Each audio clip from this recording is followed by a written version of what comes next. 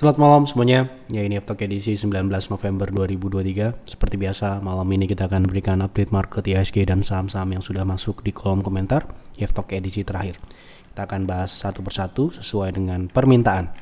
Silakan apabila ada saham yang lain yang menarik untuk dibahas di F-Talk selanjutnya, langsung isi di kolom komentar edisi ini, saham apa dan kenapa saham tersebut Anda pilih untuk dibahas di F-Talk selanjutnya. Bagi yang belum subscribe, silahkan subscribe. Dan yang sudah merasakan manfaat dari F-Talk, silahkan dukung kami dengan klik like. Kita langsung mulai. Dari IHSG, seperti biasa ini hari Minggu.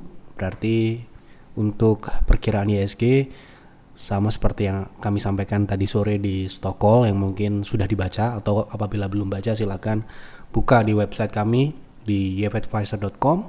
Di situ ada stock call edisi 19 November, di mana di sini adalah merupakan lanjutan dari stock call edisi 12 November, di mana waktu itu kami memprediksi IHSG melanjutkan kenaikan di atas 6.900 dan penutupan minggu kemarin berhasil ditutup di 6.900, dan minggu ini IHSG berpotensi menguji resist 7.000 dan apabila berhasil breakout dapat berlanjut hingga 7.200-an dalam jangka menengah. Ya, ini adalah yang kami sampaikan di stock call, jadi harusnya sesuai dengan ini yang harus kami sampaikan di F-Talk malam ini. Oke, jadi nantinya IHSG kami lihat potensinya adalah menguji 7.000 karena ini sudah tutup di 6.977. Sedikit lagi setelah pengujian 7.000-an, ya, kemungkinan masih bisa turun lagi di support 6.860. Ini idealnya ya, idealnya ada penurunan dulu sebelum lanjut naik nanti sampai dengan akhir tahun dan kuartal 1 2024. Seperti itu perkiraan kami, sama dengan apa yang kami sampaikan di bulan Agustus, September, Oktober ya, konsisten yang kami berikan di stock call gitu dan di F-Talk. Kita lanjut ke pembahasan saham yang pertama. Oke, ini masih berhubungan dengan IHSG ya. Pak, apakah IHSG sudah tidak punya kekuatan lagi di masa depan karena disokong oleh 3 saham saja, Brand, Aman, Pani, sehingga investor asing keluar dari bursa dengan begitu masif? Mohon bantuan penjelasannya.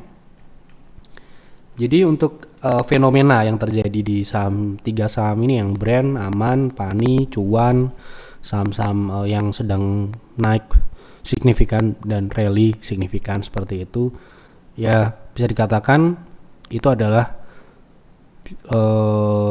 fase naiknya gitu ya, seperti yang terjadi di saham misalkan beberapa tahun yang lalu kita melihat kenaikan saham bank digital gitu ya, waktu itu Arto, kemudian BBHI ya naik signifikan dalam jangka pendek kemudian turun setelah itu. Sebelumnya misalkan juga ada waktu 2018-17 itu ada saham TKIM, YNKP gitu ya. Kemudian kalau Anda lihat di 2017 sebelum itu ada juga PPRO, Agro ya. Kemudian kalau Anda mungkin sudah trading atau sudah di market di 2012 atau 2011 awal, Anda bisa melihat saham-saham batubara waktu itu seperti Bumi, kemudian saham komoditas seperti Antam, Inco. Ini terjadi secara bergantian gitu, kenaikan ini akan tetap, makanya saya bilang apapun kondisi market tetap akan ada saham yang naik signifikan dan ada saham yang turun signifikan seperti itu. Jadi IHSG tidak bergantung dengan satu atau segelintir saham. Ketika saham tersebut selesai naiknya, akan ada saham baru yang naik nantinya menggantikannya. Seperti itu ya. Nah, kalau power yang saat ini maksud power di sini mungkin kekuatan yang dimaksud di sini adalah pengaruh ya. Pengaruh di sini yang menurut kami tetap pengaruh terbesar ada di saham-saham perbankan ya, saham-saham big caps ya seperti BCA, BRI, Bank Mandiri dan sebagainya. Itu untuk saat ini saya melihat belum ada yang menggantikan.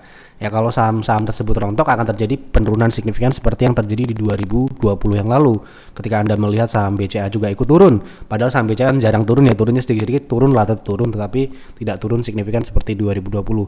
Seperti saham BRI yang turun ke 2000-an waktu itu yang kita juga beli, Bank Mandiri juga turun sehingga menyebabkan IHSG turun. Jadi yang terjadi hubungan dengan investor asing yang keluar ini menurut kami sikap yang ya bisa terjadi kapanpun. Dulu juga waktu IHSG mencapai puncak mereka juga keluar ya, apa yang mereka lakukan ketika mereka menarik sebuah posisi di sebuah market, ya kemungkinan mereka melihat adanya ketidakpastian, bukan karena pengaruh sebuah saham atau beberapa saham, bukan karena itu, tapi mereka memandang secara umum ya, karena pastinya big caps kan mereka memiliki posisi yang besar dan tidak mungkin masuk pada 1, 2, atau 3 saham saja, sehingga mereka ya pastikan mereka sudah mengkalkulasi ketidakpastian tersebut dan risikonya mereka tidak bisa mungkin belum bisa mereka terima, sehingga mereka bisa saja mengurangi posisi sehingga mereka keluar dari sebuah saham ataupun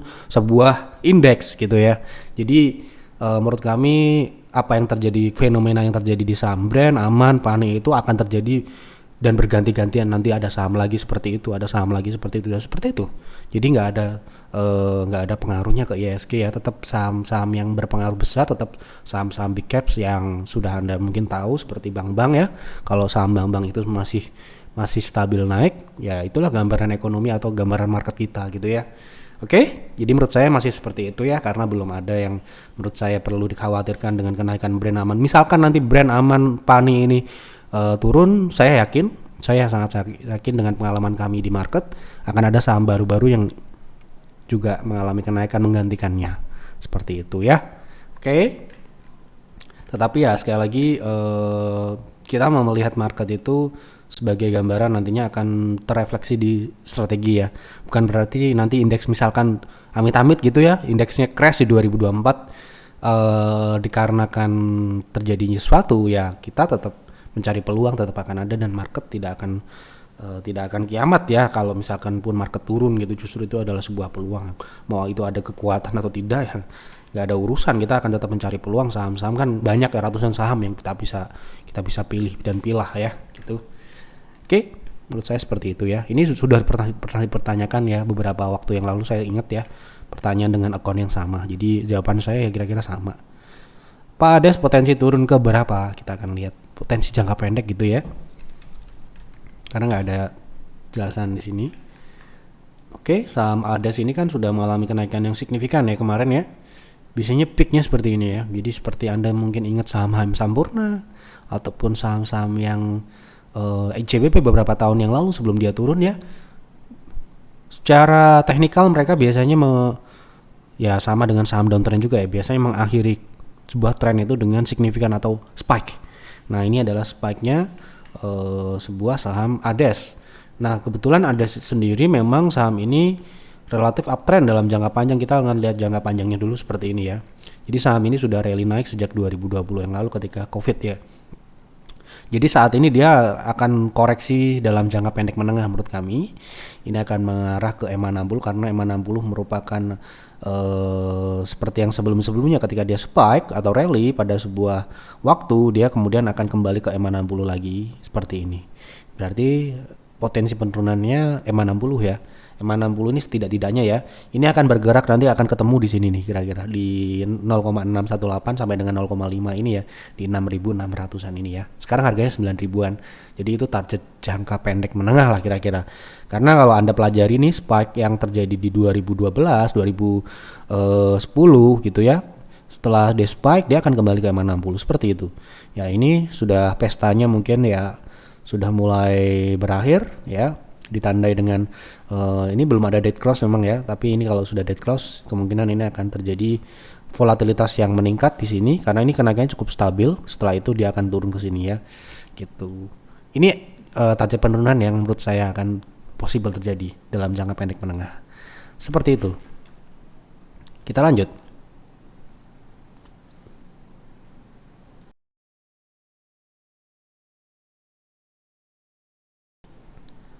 Basambul, saya lihat harganya di bawah dari book value dan pairnya di sekitaran 2 duaan ya. Terima kasih Pak Yev. Untuk fundamental ya. Jadi untuk fundamental kami untuk investasi gitu ya. Untuk investasi kami tidak menggunakan book value ataupun pair. Ya, kita tidak menggunakan pair. Mau pairnya 10 kali, 30 kali, 0 kali, 0, kali dan sebagainya. Kalau dia tidak tumbuh ya tidak kita beli. Kalau dia pairnya besar pun, kalau dia tumbuhnya bagus bisa jadi kita beli gitu ya. Jadi itu yang perlu dipahami terlebih dahulu ya. Kami memiliki pendekatan seperti itu. Karena apa? Kita invest di negara emerging market yang berkembang gitu ya, yang tumbuh gitu ya. Artinya kita, menurut kami, untuk menikmati perekonomian di negara berkembang itu ya dengan cara mencari pertumbuhan gitu ya. Dan ini ya sah-sah aja Anda menggunakan itu, tetapi kami akan menjawab sesuai dengan kemampuan yang kami, pendekatan yang kami miliki gitu ya. Ini kan Yeftok ini kan saya yang jawab, jadi ya menurut saya gitu ya. Jadi kami tidak menggunakan itu. Jadi secara pertumbuhan kita akan lihat pertumbuhan dari buana lintas lautan ini. Kalau kita lihat dari pertumbuhannya, sebenarnya pertumbuhannya ini kurang terlalu bagus. Pertumbuhan lah ini, kita belum bicara profit. Pertumbuhannya ini tidak terlalu bagus di 2020 ke belakang. Kenapa begitu? Ya ini Anda bisa lihat angkanya, di mana peak performance-nya terjadi di 2021-2020 di angka 2,8 triliun, kemudian ini merosot menjadi 1,6 triliun. Ini artinya kembali ke bawah ya tahun-tahun 2019-an. Nah, kemudian di 2023 ini kembali naik lagi, artinya tidak stabil. Ya terjadi ketidakstabilan. Ini baru kita bicara pendapatan. Dan di beberapa tahun yang terakhir gitu ya, di mana ketika profitabilitasnya itu turun, padahal revenue-nya masih bisa dikatakan cukup tinggi di angka 2 triliunan. Di sini terjadi sebuah rugi, walaupun ruginya ini bukan rugi operasional. Jadi saya anggap ini kerugian yang anorganik gitu ya. Jadi tidak terlalu, ya kita perlu mengkhawatirkan. Yang tidak kita khawatirkan ini tidak berulang pada tahun selanjutnya. Tetapi di 2022 ini ruginya menurun. Ya secara operasional dia masih positif 440 miliar gitu ya. Kemudian di 2022 dia tiba-tiba turun jadi 140 secara operasional ya. Tapi masih rugi untuk bottom line. Nah di 2023 ini cukup bagus ya kalau kita lihat dari revenue, dia tumbuh dari kuartal 1 sampai dengan kuartal 3. Ini menurut data yang ada di TradingView ya. Kemudian di sini kita lihat di operasionalnya juga tumbuh, namun sayangnya memang kembali di bawahnya yang bermasalah. Nah ini mungkin karena dia punya investasi atau non operasional yang tidak perform. Kita ambil contoh misalkan seperti Telkom ya, kinerja operasionalnya bagus, tetapi karena mereka investasi di Goto menyebabkan penurunan organik, yaitu di situ terjadi kerugian yang belum terrealisasi di situ ya. Nah itu ya bisa dibilang apa namanya, nggak bagus juga gitu ya, karena kita harus tahu sampai kapan dia akan menderita. Karena ini efeknya kalau kita invest kan tentunya kita punya dua pendekatan ya, kita bisa dapat capital gain dan juga dividen. Nah dividen ini yang menjadi masalah, kalau misalkan dividennya ini tentunya akan berpengaruh pada bottom line-nya. Bottom line-nya akan berpengaruh pada dividen ini gitu ya. Kalau dari pertumbuhan sih saya masih melihat belum terlalu bagus ya, karena di sini tidak diikuti dengan laba bersih yang bertumbuh. Kemudian kita lihat dari secara profitabilitas gitu ya. Ini seperti yang saya bilang, tidak terlalu bagus ya, tidak stabil bisnisnya, itu tidak stabil, naik dan turun. Selain pertumbuhan tidak stabil, secara profitabilitas juga tidak stabil. Nah ini sedikit menyinggung di sini, pernya tidak ada ya. Di sini kita lihat di data TradingView ini pernya terakhir tercatat di 2019. Nah nggak tahu nih kenapa ya. Kemudian book value-nya di sini ya bisa dikatakan memang diharga-hargai ini ya. Book value-nya itu memang dihargai di 0, ini ya. 0, ya artinya ya sebenarnya kita itu kan menggunakan standar deviasi kalau menggunakan valuasi ya. Kalau misalkan kita lihat memang idealnya itu misalkan dia di 0, di bawah 1 kali. Kalau misalkan harganya masih di bawah 1 kali, berarti itu wajar-wajar aja ya. Jadi jangan digeneralisasi PBV di bawah 0 itu murah, di bawah 1 itu murah. Bisa aja memang dia di situ-situ aja memang. Begitu juga dengan PER. Jadi kita harus lihat standar deviasinya. Kalau misalkan secara 5 tahun terakhir itu PER-nya misalkan 10 kali. Nah tiba-tiba pada suatu ketika ya laba bersihnya meningkat signifikan, harga sahamnya tidak meningkat, sehingga menyebabkan apa? PER-nya menjadi rendah. Ya seperti itu. Saya tidak menggunakan value investing, tetapi sepemahaman saya waktu sekolah dulu beberapa tahun yang lalu gitu ya. ketika kita mendalami itu, kita tidak bisa mengeneralisasi PER itu harus di bawah 1 atau PBV di bawah 1, nggak bisa. Kita harus meng-compare dengan industrinya, sektornya itu berapa idealnya gitu ya, dan historicalnya seperti apa ya. Jadi secara pertumbuhan saya kurang terlalu, kemungkinan ini juga terefleksi di harga saham yang nggak bagus juga gitu ya. Jadi mungkin ini lebih cocok tidak untuk invest tetapi untuk trading. Nah, ini tercermin di harga sahamnya yang juga bisa dikatakan cukup volatile. Nah, ini cukup seksi pergerakannya untuk trading, di mana dia uptrend juga kita bisa trading, downtrend juga kita bisa trading gitu ya. Nah, ini ya, seperti ini ya. Ini cerminan ketidakstabilan ya, naik dan turunnya cukup tidak bagus. Ya, bisa dikatakan ini saham trading lah ya. Kan tidak semua saham bisa kita invest. Kalau menurut saya ya perlu memilih dan memilah tadi gitu ya. Jadi kita perlu, kalau kita memilih perusahaan itu harus tumbuhnya itu ideal, yang tidak tumbuh yang gila, karena tumbuh yang terlalu signifikan itu bisa menyebabkan penurunan yang signifikan juga di tahun mendatang. Tetapi pertumbuhan yang stabil diikuti dengan profitabilitas yang sehat atau bagus, ya itu akan menyebabkan pertumbuhan yang berkesinambungan, berkelanjutan dan sebagainya. Ya, yang menyebabkan ya secara nantinya ya tanpa kita harus melihat value-nya akan mengikuti gitu ya. Karena memang saya meyakini yang namanya barang bagus tidak akan pernah dijual di harga yang murah secara valuasi, kecuali di tahun-tahun yang memang banyak diskonnya seperti 2020. Anda akan mungkin lebih untung, lebih mudah untuk mencari saham-saham value ya. Gitu, karena ya itu tadi saya kembali ke pendekatan awal tadi bahwa kami tidak menggunakan value investing karena kami berinvestasi di perusahaan yang bertumbuh ya, yang kita harapkan juga bukan dividen tapi capital gain, tentunya seperti itu ya. Jadi ini sekali lagi ini perbedaan, tentunya banyak orang yang join peer dan peer itu kecil ya, karena mereka berinvestasi menggunakan PER dan PBV, sedangkan kami tidak menggunakan rasio atau indikator tersebut dalam berinvestasi ya. Terlalu general kalau kami gunakan karena setiap sektor dan industri itu punya permodalan value yang berbeda. Cara melihat value-nya itu bisa berbeda. Misalkan pertambangan dengan bank ya itu beda sekali, bisnisnya berbeda, cara pandangnya juga berbeda, nggak bisa digeneralisasi dengan PER dan book value seperti itu ya. Semoga dapat dipahami. Makanya kami tidak menggunakan itu untuk berinvestasi. Sama dengan misalkan kita trading, kita tidak menggunakan sum atau bandarmologi gitu ya, karena itulah yang kami sudah terapkan di sistem ya. Oke. Semoga dapat diterima dan dapat dipahami ya. Ini sekali lagi tidak masalah Anda berbeda, selama itu profit jalani saja ya.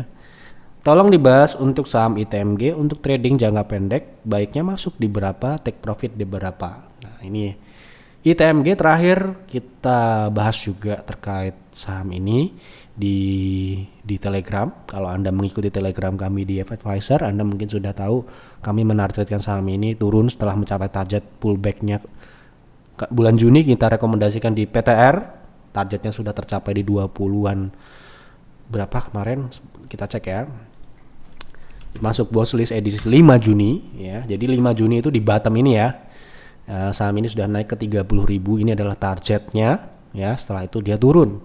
Nah sekarang ini kita sudah pasang target turunnya gitu ya. Nah yang ditanyakan ini adalah target naiknya di berapakah kita untuk trading ya, untuk masuk di saham ini. Kalau saya mungkin akan menunggu di bawah sini ya, dimana kita melihat potensi penurunan saham ITMG sendiri masih ke bawah ya, karena kalaupun dia naik bisa aja kan dia turun ke, sebelum turun ke 20.000 berapa ini, 22.000 ke bawah ini, bisa aja terjadi kenaikan dulu atau pullback gitu ya.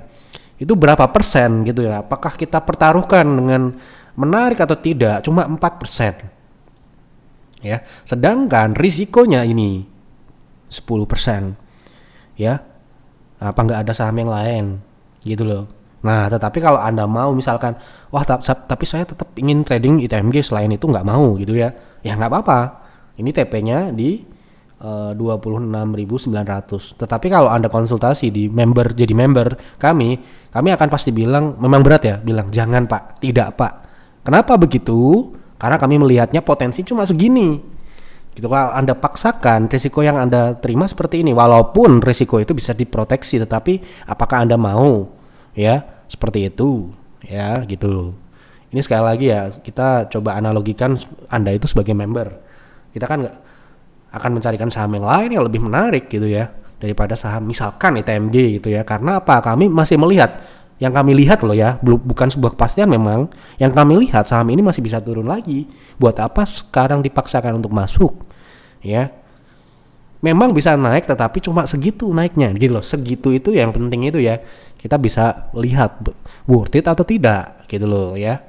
Nah, ini kita di Telegram yang sudah kami publish beberapa hari yang lalu, ada Adaro, ada PTBA, ITMG ya, di mana kami melihat potensi saham ini dalam jangka menengah panjang itu bisa ke bawah 20.000 ya untuk ITMG gitu ya. Jadi kalau saya nggak akan buru-buru ya, karena kami sudah pernah merekomendasikan saham ini untuk trading di 5 Juni, di mana 5 Juni itu di sini nih ya, harga terendah, dan kami menargetkan di harga tertinggi dan sudah tercapai. Berarti tingkat akurasinya ya Anda bisa lihat sendiri.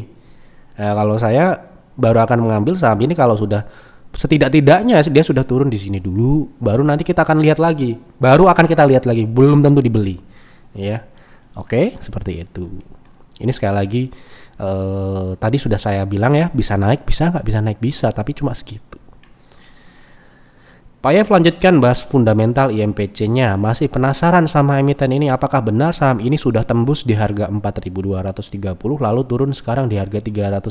Kenapa Bapak tidak menyarankan buy? Maaf, masih pemula. Oh, emangnya dia naik ke 4.200? Kapan itu? Mana ada? Nggak ada. Ini ada stock split. Ya, stock split. Paham nggak stock split? Ya, tidak ada sahamnya naik ke 4.000 kemudian dia turun ke 300, nggak ada. Ya, saham ini seperti ini chartnya. Gitu loh.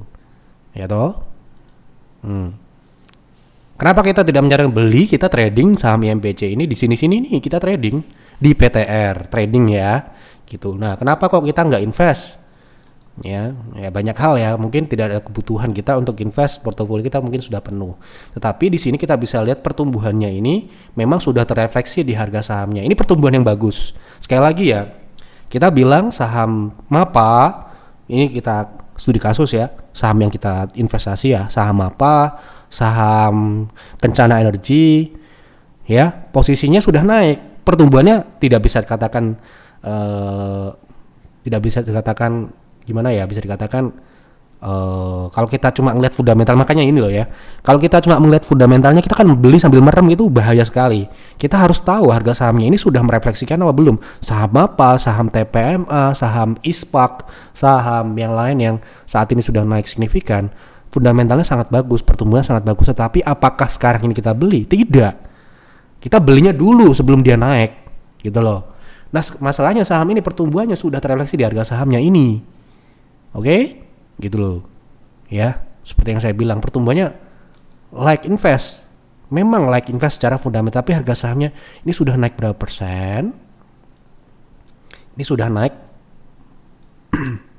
hampir 400%, 300% lebih. Kalau dari bottomnya ini 400%. Ya, dari tahun 2019 ini, di mana pertumbuhannya ini sudah berlangsung. Gitu loh. Makanya saya bilang di tempat kami di Peers fokus pada perusahaan yang tumbuh tetapi sahamnya belum naik. Ada nggak? Sangat banyak ya. Besok ini kita mengakumulasi satu saham karena di bulan November ini kan kita mendistribusikan MAPA, TPMA ya, dalam posisi profit tentunya ya. Tentunya kita harus investasi saham baru untuk menggantikan posisinya MAPA dan TPMA ya. Jadi ya seperti saham IMPC seperti ini tidak mungkin kita pilih. Kenapa begitu? Bukan karena fundamental tidak layak, tetapi karena harga sahamnya sudah naik, sudah merefleksikan fundamentalnya. Oke? Seperti itu. Jadi kita mencari gap antara harga saham dengan fundamentalnya. Ada nggak perusahaan yang fundamentalnya tumbuh bagus, profitnya signifikan, ya, tetapi harga sahamnya malah turun? Ada, ya. Besok pagi kita akan akumulasi itu di Peers saham syariah, ya. Gitu. Kalau Anda member Peers besok tahu, atau tadi sore juga sudah tahu harusnya ya. Oke, seperti itu ya. Jadi fundamentalnya tidak ada masalah, bagus, tumbuh, tetapi masalahnya harga sahamnya sudah naik. Itu loh yang jadi masalah ya. Semoga dapat dipahami. Pak F tolong bahas Java secara teknikal jangka pendek bisa naik ke berapa? Sudah punya di 1200.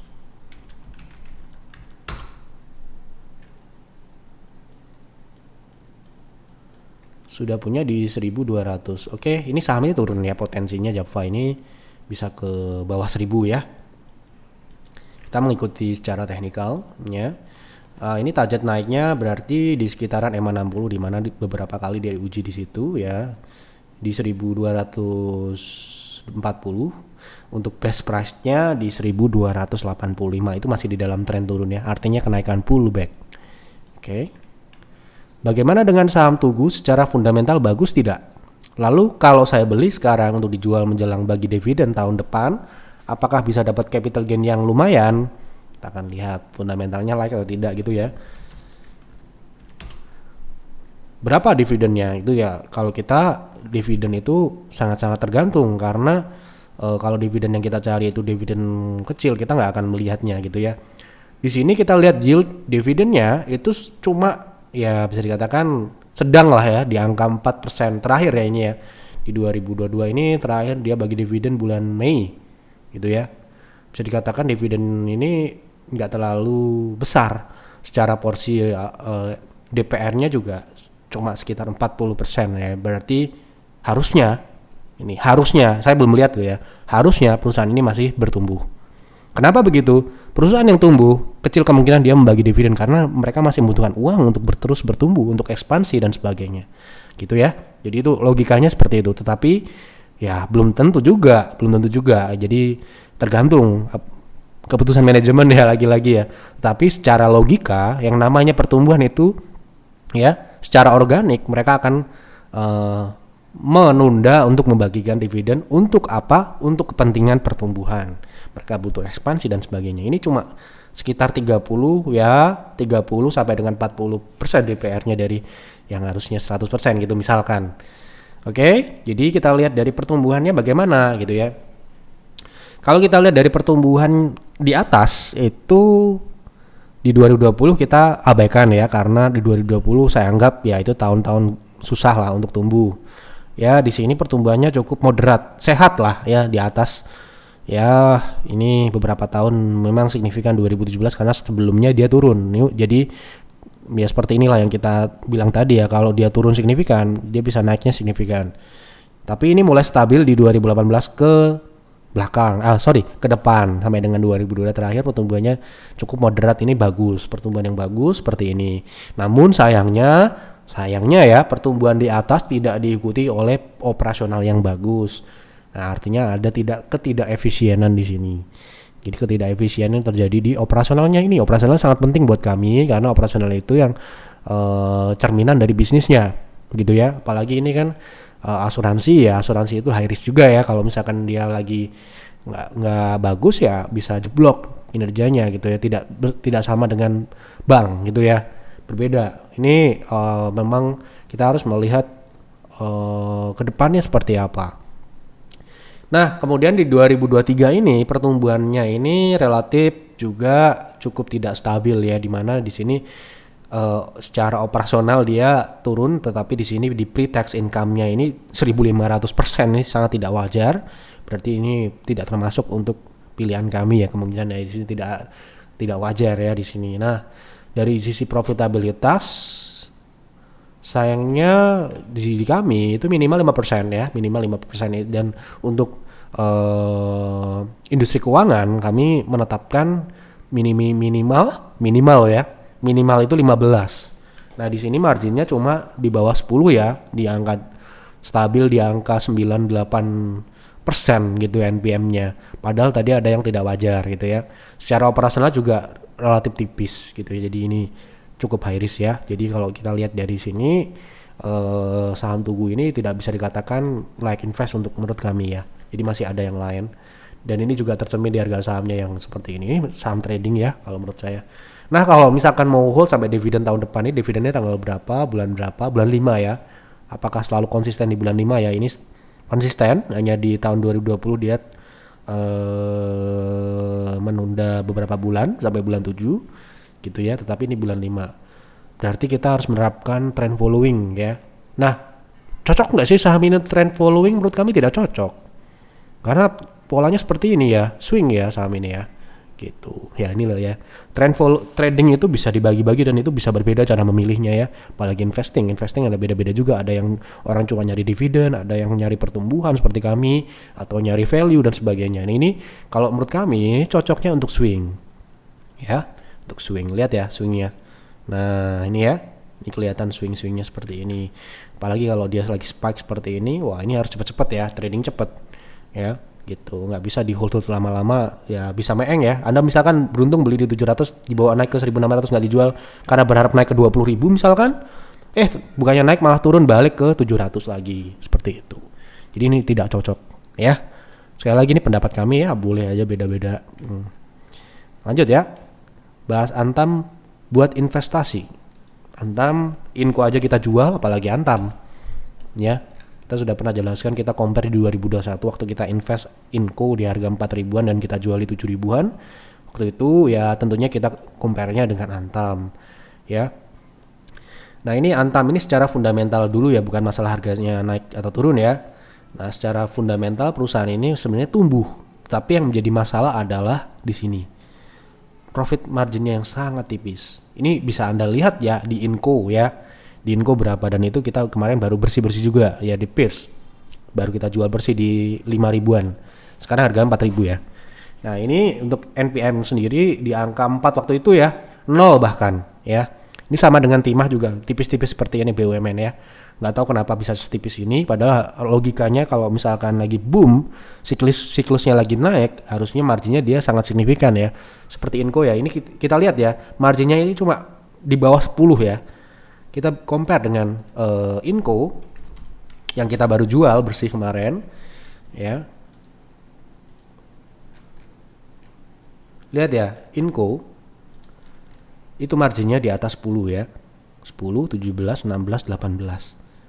Ya, kemudian di tahun ini pun dia masih stabil di angka bahkan 23 gitu ya.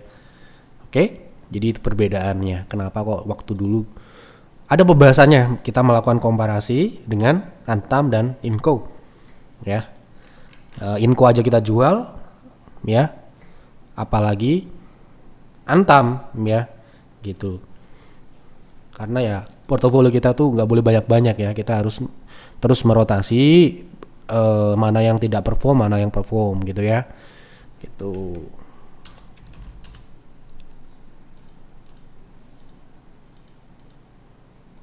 Oke, kita lanjut. Kita terakhir distribusi Inco itu di tanggal September di 5.700 ya. Anda bisa cek laporan kinerja ya. Kita jual Inco di 5.700. Nah, di mana cara ngelihat kinerja Pierce gitu ya. Harusnya sudah ada September dan Oktober. Nah, ini ya. Oke. Nah, ini kita jual ya. Kita jual bersama dengan DRMA. DRMA profitnya 80%, Inco 20%. Sorry, ini kita jual sisa ya.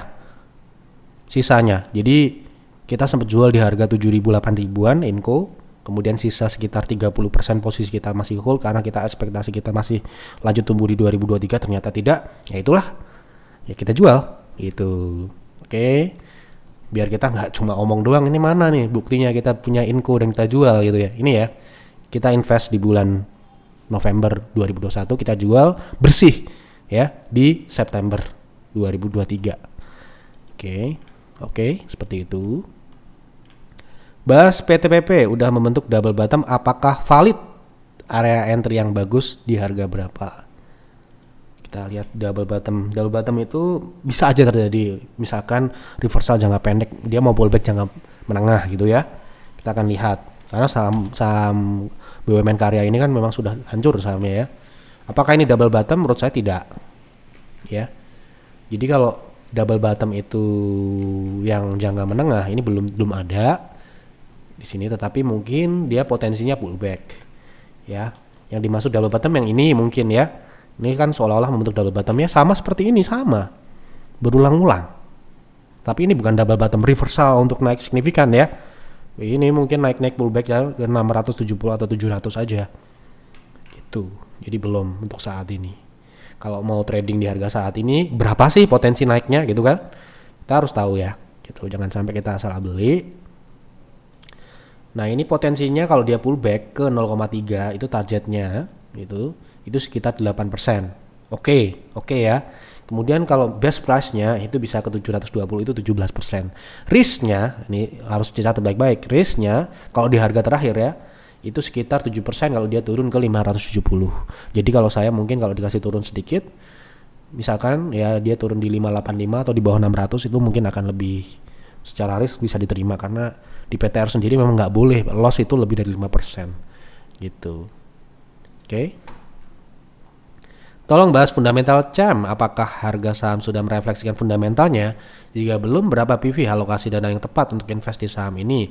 Terus diminta tolong di-compare dengan emiten sejenis seperti DMND dan UNVR. Apakah ini tidak bisa di-compare dengan UNVR ya? UNVR itu kan dia bisa dikatakan holding banyak brand, banyak bisnisnya. Kalau sedangkan CAM mungkin terkonsentrasi ya ke Diary turunan dari Ultra Jaya gitu ya. Kemudian apakah memang CAM yang terbaik atau ada yang lebih baik lagi? Wah, ini kalau seperti ini pembahasannya nanti akan sangat panjang. Saya akan melihat kelayakan investasi CAM bagus atau tidak. Nanti kalau komparasinya nanti akan berikan artikelnya di Telegram ya. Kemarin ada yang minta MTL, tetapi belum kita buat. Nanti akan ada, ditunggu aja di Telegram. Tapi kelayakan apakah CAM ini layak atau tidak gitu ya. Harga sahamnya sudah merefleksikan apa belum gitu ya. Nah, kita lihat dari pertumbuhannya dulu. Seperti biasa ya. Di 2020 turun ini saya wajarkan seperti yang lain ya. Tetapi di tahun-tahun lain ini pertumbuhannya di atas sampai ke bawah. Ini bagus. Pertumbuhannya bagus. Oke. Itu jadi pertumbuhannya lulus sampai dengan 2022. Ini secara tahunan ya. Kemudian di 2023 ini terjadi penurunan tipis di kuartal 3 ini, revenue-nya turun 1%. Saya anggap oke. Ini karena di kuartal sebelum-sebelumnya dia masih tumbuh. Kemudian di operasional dulu ini terjadi penurunan sampai dengan laba bersih di kuartal 2. Tetapi di kuartal 1 dan kuartal 3 ini masih bagus. Ini perlu dihitung juga. Sebenarnya ya kuartal 2 ini turun ya wajar ya. Itu kuartal 3, kuartal 4 nanti bagus ya harusnya masih tumbuh. Tumbuhnya juga cukup sopan ya, artinya pertumbuhannya masih wajar. Di 10%-an, di bawah 22%-an ini mungkin pertumbuhannya akan sedikit menurun tapi masih tumbuh. Seperti itu. Itu pertumbuhan saya rasa secara kasat mata atau secara kasaran masih tumbuh ya. Kemudian kita lihat profitabilitasnya. Ya ini apakah di atas standar kita karena ini cukup tipis ya marginnya. Kalau kita lihat dari secara operasional dia masih bisa dikatakan ya oke lah, nggak bisa dikatakan sangat tebal bisnisnya, masih ada yang lebih tebal sepertinya ya. Anda bisa cek Cimori.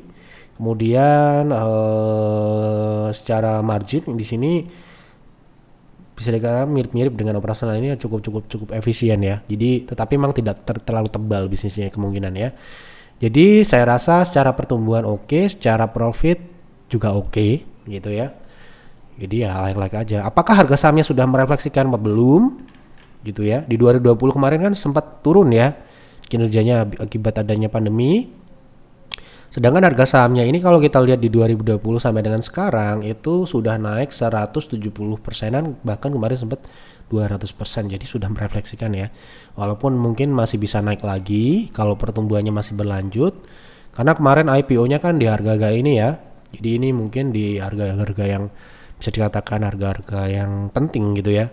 Nah kalau kita compare, coba kita lihat Diamond.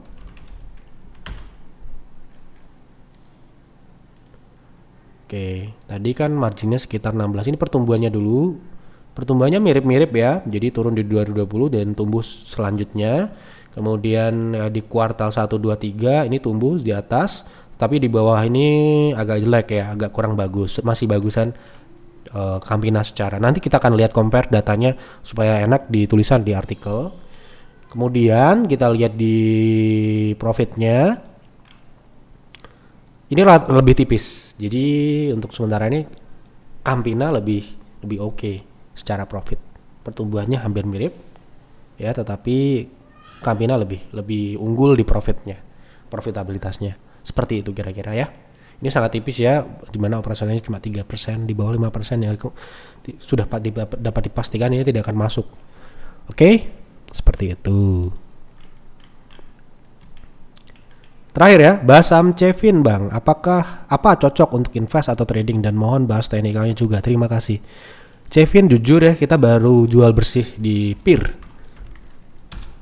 Coba kita cek dulu Cevin itu kita jual di PIR ya. Tentunya ini saham non syariah. Kita cuma invest berapa bulan ya ini ya. Kita invest mulai di Mei 2023. Kemudian kita jual bersih kemarin bulan Oktober. Jadi bisa dicek di Oktober. Coba kita lihat Oktober. Kemarin kita jual, artinya apa? Harga sahamnya sudah naik ya. Jadi ya kemungkinan tidak menarik lagi untuk dibeli untuk saat ini. Kita kemarin jual di profit 30-an persen, 37%. Itu di angka 550. Sekarang Cevin di 488. Jadi sangat wajar. Kita sempat jual di 700-an juga sebenarnya ya, cuma nggak banyak, tetapi karena urgensi kita harus jual bersih karena kita harus mengakumulasi saham baru. Cevin kita bersih kemarin bulan Oktober ini ya.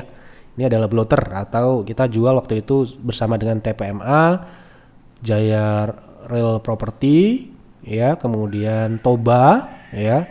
Itu kita jual di bulan Oktober. Nah, sekarang dia turun ya. Secara fundamental tentunya like invest karena masuk stock picks, tetapi sahamnya sudah naik ya. Ini signifikan juga pertumbuhannya, secara profit juga signifikan.